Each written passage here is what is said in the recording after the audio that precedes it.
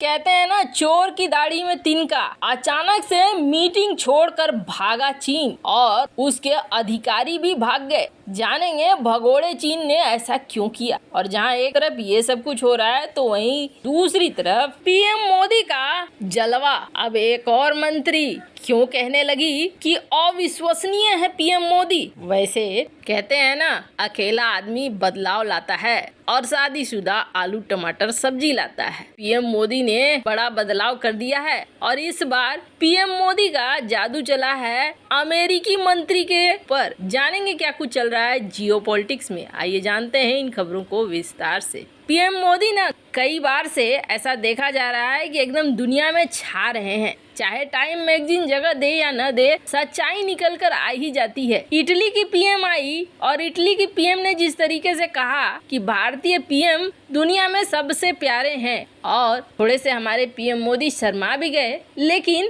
यही एक नहीं था, अब तो एक दूसरी ने भी कुछ इसी तरह की बातें कही है। 1.5 घंटे की मुलाकात में ऐसा क्या हुआ कि पीएम मोदी की जबरा फैन हो गई है अमेरिकी मंत्री। वैसे तो मोदी सरकार के कार्यकाल के दौरान भारत और अमेरिका के बीच में संबंध काफी अच्छे हो। अमेरिकी मंत्रियों के मुंह से पीएम मोदी की तारीफ भरे शब्द इस बात की गवाही दे रहे हैं। और ये बहुत महत्वपूर्ण है। इसलिए महत्वपूर्ण है कि जब ये गुजरात के चीफ मिनिस्टर थे और जब कई तरह के कांड हुए थे वहाँ पे, तो अमेरिका ने सब चीज के लिए दोष मढ़ दिया था पीएम मोदी के ऊपर। इनको वीजा भी कैंसिल कर दिया था और इनको अमेरिका जाने की अनुमति भी नहीं थी। लेकिन अब ये मंत्री तारीफ करते हैं ना, तो वो जमाना भी याद आता है। अमेरिका की वाणिज्य मंत्री जीना रायमोंडो, इन्होंने प्रधानमंत्री नरेंद्र मोदी के साथ और बैठक करते हुए उन्होंने कहा कि हम दोनों मिलकर, भारत अमेरिका मिलकर एआई क्रांति का नेतृत्व करेंगे। आपको बता दें, ये वही मैडम है जो आई हुई थी होली में और बड़े मजे की होली में इन्होंने डांस वांस भी करा था।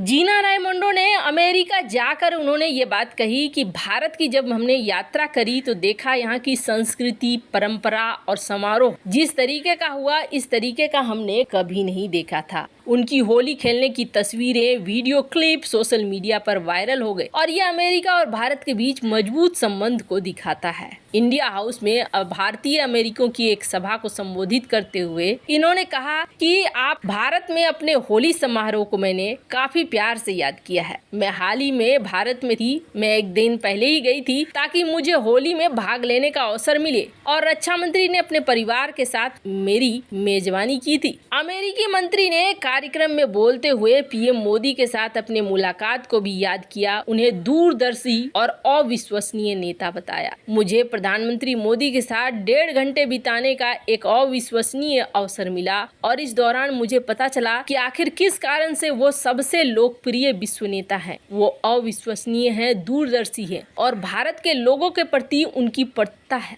खैर, एक के बाद एक बोल्ड हुए जा रही है। खैर, जहाँ एक तरफ ये सब कुछ हो रहा है तो वहीं दूसरी तरफ चाइना मीटिंग छोड़कर भाग गया। वो चाइना जो दुनिया को अपने कब्जे में लेना चाहता है, दुनिया को इंफ्रास्ट्रक्चर जाल में बांधकर पूरी दुनिया पर वर्चस्व जमाने निकला था, अब इतनी बुरी तरीके से उलझ गया है। जो केस स्टडी आ रही है उसमें पता चल रहा है चीन ने 2008 से 2021 के बीच 22 विकासशील देशों को आर्थिक संकट से उबारने के लिए 240 अरब डॉलर खर्च किए हैं। 2021 में ये राशि और ज्यादा बढ़ गई है क्योंकि जिन देशों को चीन ने कर्जा बांटा उनकी आर्थिक स्थिति इतनी ज्यादा खराब हो चुकी है कि वो बेल्ट एंड रोड का कर्जा चुकाने में सक्षम नहीं है। ये देश अपना कर्ज संभालने में सक्षम नहीं है। लिहाजा इन देशों के डूबने से बचाने के लिए चीन को अरबों डॉलर खर्च करने पड़ रहे हैं ताकि इनका पैसा भी इनके साथ न डूब जाए। बेल्ट एंड रोड इनिशिएटिव के तहत यानी BRI के तहत चीन छोटे देशों पर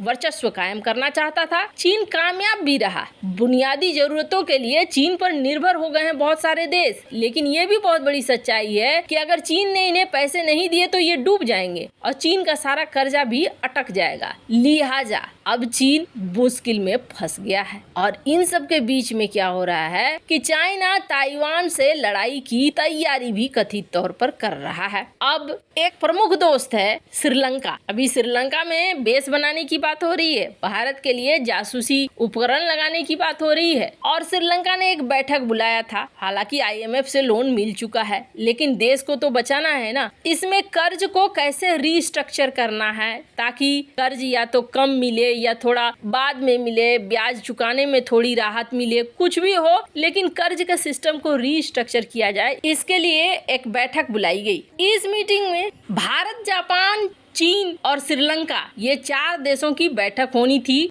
और इसमें Paris club of sovereign creditors के अधिकारियों को भी बुलाया गया। इस बैठक के दौरान भारत और जापान की तरफ से फाइनेंस चीफ यहाँ मौजूद थे और इंतजार हो रहा था चीनी अधिकारियों का। लेकिन कहा जा रहा है इस महत्वपूर्ण बैठक में चाइना के अधिकारी नहीं पहुँचे और चाइना के जब अधिकारी यहाँ पर नहीं पहुँचे और न ही चाइना का कोई मंत्री पहुँचा तो ये पूरा का पूरा मीटिंग बर्बाद हो गया। जिसके बाद भारत, जापान और श्रीलंका इन 3 देशों ने मिलकर बैठक की और इस बैठक के बाद ये तय किया कि आगे क्या किया जाएगा। आपको बता दें, चीन के अब्सेंट रहने का मतलब है कि चाइना और ज्यादा पैसे देने के या फिर पैसे को रीस्ट्रक्चर करने के मूड में नहीं दिखाई दे रहा है। IMF ने पहली समीक्षा तक एक किस्त तो जारी कर दी है, लेकिन कहा है कि आप अपने कर्ज को रीस्ट्रक्चर करिए और रीस्ट्रक्चर करने के लिए आपको सितंबर महीने तक ये सारी चीजें कर लेनी होगी।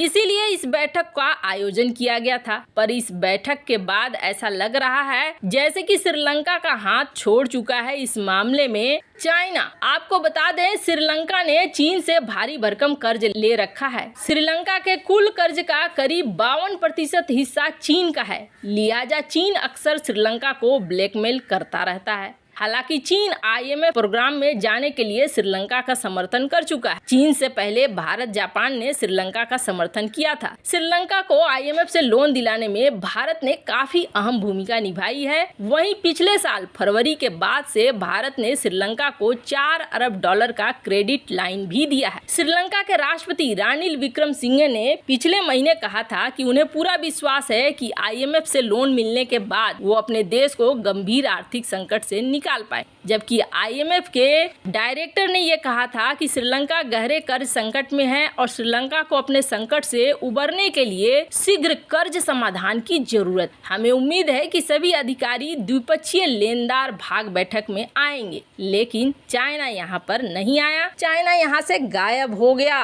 आपको बता दें, अब चाइना के मन में क्या चल रहा है वो तो आने वाले समय में पता चलेगा। वैसे इन सब मामले में आपकी क्या राय, कमेंट कर जरूर बताएं। जल्द मिलते हैं अगले वीडियो में नई खबर के साथ।